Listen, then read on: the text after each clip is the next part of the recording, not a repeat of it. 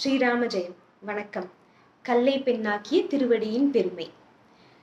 பகவான் ஸ்ரீராமரோட திருவடியின் பெருமைகளை பத்தி நிறைய படிச்சிருப்போம்.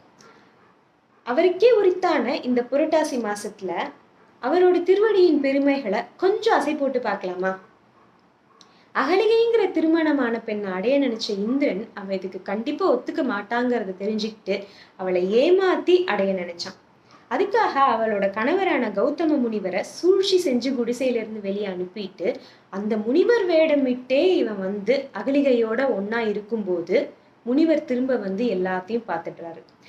பயங்கர கோவப்பட்ட முனிவர் அகலிகையை பார்த்து நீ கல்லாக போன்னு சபிச்சிடுறாரு.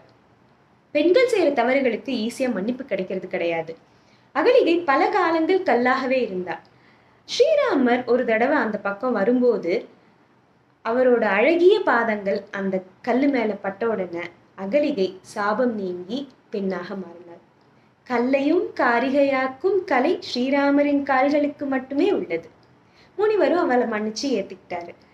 ஸ்ரீராமரின் பாதங்கள் பட்டதுனாலயே எவ்வளோ பெரிய சாபத்துல இருந்து விமோசனம் கிடைச்சிருக்குன்னா நம்மளை முழுவதுமா அவர்கிட்ட அர்ப்பணிச்சு அவரோட திருவடிகள்ல பணிஞ்சு வேண்டுனா நமக்கு வாழ்க்கையில கிடைக்காததுன்னு ஏதாச்சும் இருக்க முடியுமா?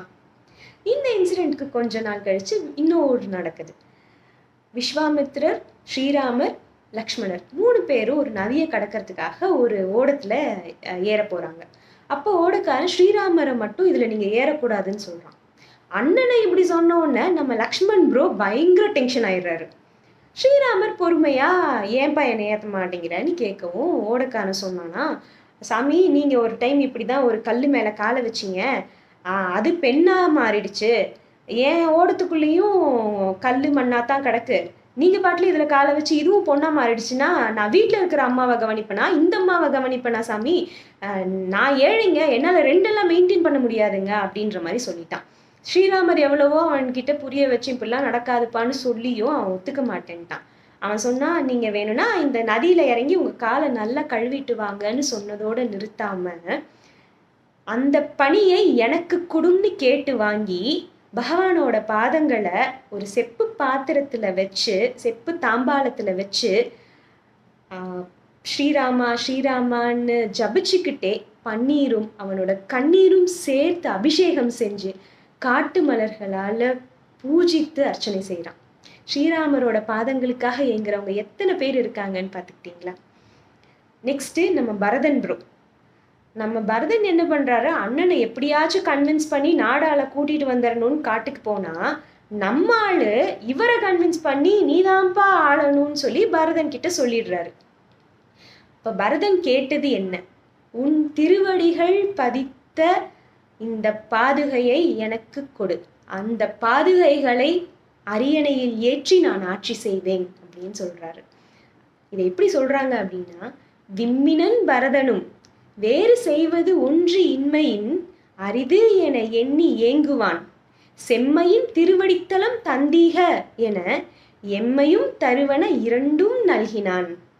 அவர் இது நீ இல்லாம என்னால போக முடியாதுன்னு பரதன் நினைச்சு இது அரிதுன்னு சொன்னாலும் அட்லீஸ்ட் நீ உன்னோட பாதுகைகளையாவது எனக்கு கொடு, அதை வச்சு நான் ஆட்சி செய்யறேன் அப்படின்னாரு. ஸ்ரீராமரோட அருள் இருந்துச்சு அப்படின்னா நம்ம இந்த உலகையே ஆட்சி செய்யலாங்கிறதுல சந்தேகமா என்ன? எல்லாத்துக்கும் மேல ஹனுமன் பட்டாபிஷேகத்துல ஸ்ரீராமரோட திருவடிகளின் பெருமை அழகா உணர்த்தியிருப்பாரு. ஸ்ரீராமர் ஹனுமன் ஆரத்தழுவி மகிழ்ச்சி கொண்டு அவருக்கு தனக்கு இணையாக ஒரு இடம் கொடுத்தார் ஹனுமனுக்கு. ஆனா ராமபக்தனான ஹனுமன் என்ன செஞ்சாரு, என்றைக்கும் என் சுவாமிகளின் திருவடிகளின் அருகில் நான் இருப்பதே எனக்கு மகிழ்ச்சி அப்படின்னு உணர்ந்து ஸ்ரீராமரின் பாதங்களை வருடி கொடுத்தாராமா. நமக்கு என்ன கஷ்டம் வந்தாலும் இல்ல என்ன தடைகள் வந்தாலும் பகவான் ஸ்ரீராமமூர்த்தி ஸ்ரீராமரோட கால்கள்ல திருவடிகள்ல அதெல்லாத்தையுமே கொண்டு போய் வச்சிருங்க. நான் எல்லாத்தையும் உன்கிட்ட வச்சுட்டேன், இனிமே நீயாச்சு அந்த தடங்கல்களாச்சு தடைகளாச்சு என்னமோ பண்ணிக்கோன்னு விட்டுட்டு வந்துருங்க. அவனோட பாதங்கள்ல விழுந்து நம்ம அழுது கெஞ்ச வேண்டியதெல்லாம் கிடையாது. கொஞ்சி மகிழ்ந்தாலே போதும், நம்மள அவன் பார்த்துக்குவான். ஜெய் ஸ்ரீராம்.